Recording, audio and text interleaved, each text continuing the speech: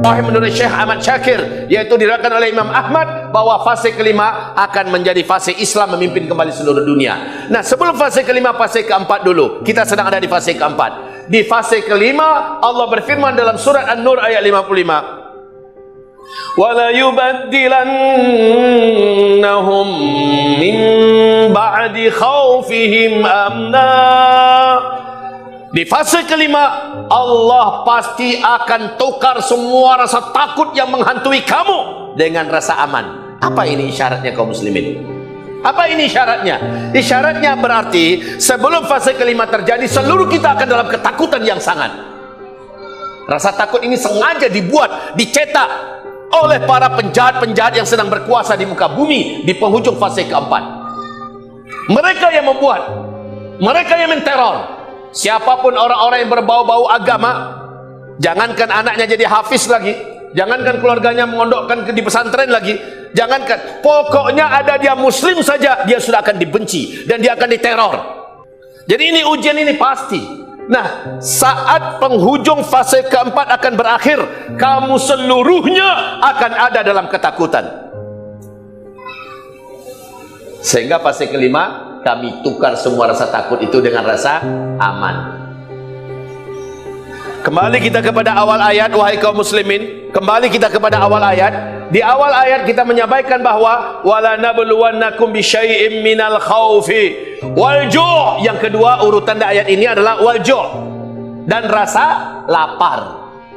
155 ya, surat Al-Baqarah ayat 155. Wal ju', rasa lapar. Sekarang ketakutan.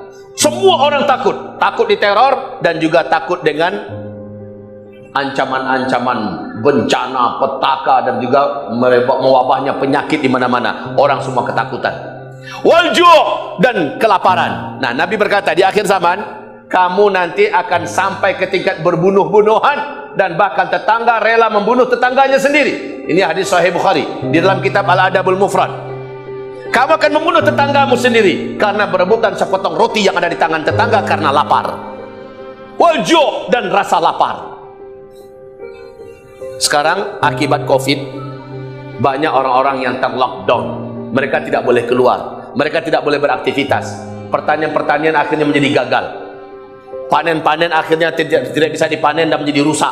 Ditambah lagi bencana-bencana besar yang terjadi di berbagai negara di seluruh dunia, termasuk Indonesia. Dan ini menghambat terjadinya produktivitas yang efektif buat biji-bijian makanan yang akan bisa mempertahankan hidup kita ke depan. Maka dalam waktu yang tak lama lagi, ayat ini akan bersambung dari khauf kepada ju'. Sudahlah takut masih menyelimuti kita, datang pula bencana kelaparan di mana-mana.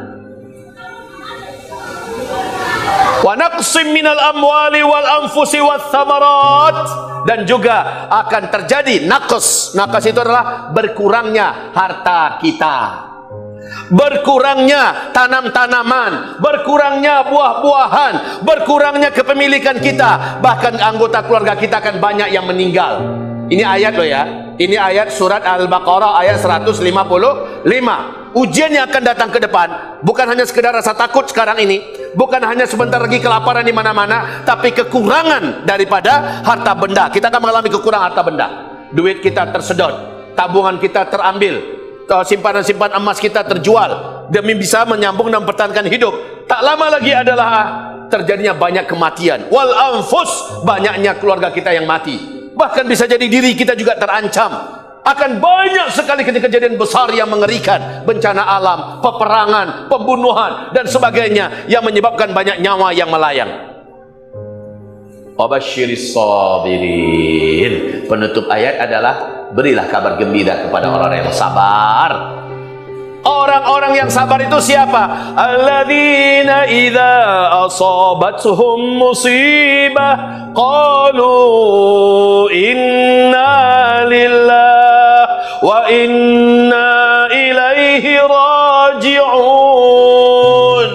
Orang-orang yang sabar, orang-orang yang berprinsip, kita ini memang milik Allah dan kita semua pasti pulang kepada Allah. Jadi nggak gelisah dia, mau mati mati aja lah.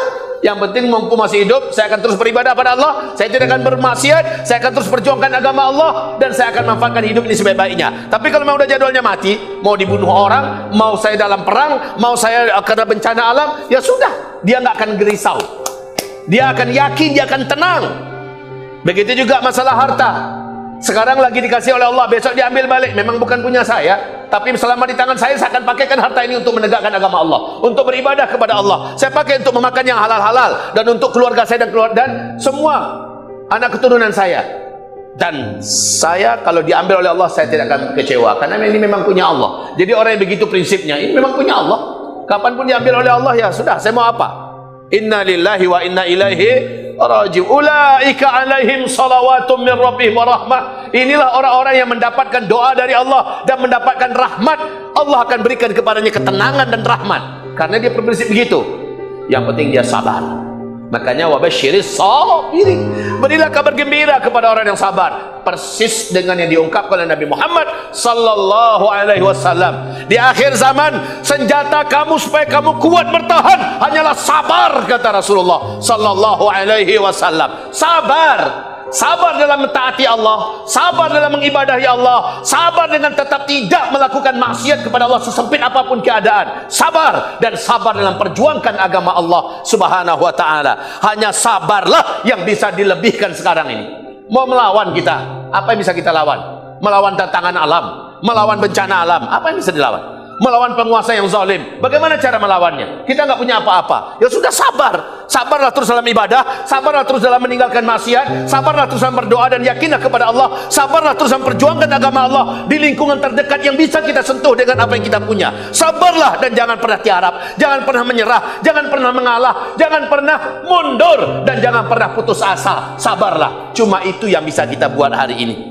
Dan bersiap-siaplah mendapatkan kabar gembira. Wabasyiris sabirin, dan bergembiralah orang-orang yang sabar, karena Allah mencintai mereka. Wallahu yuhibbus sabirin, Allah mencintai orang-orang yang sabar. Wallahu ma'as sabirin, Allah akan membersamai orang-orang yang sabar, dan Allah pasti tolong, Allah akan menangkan pada akhirnya orang-orang yang sabar. Astaghfiru rabbakum innahu kana ghaffara.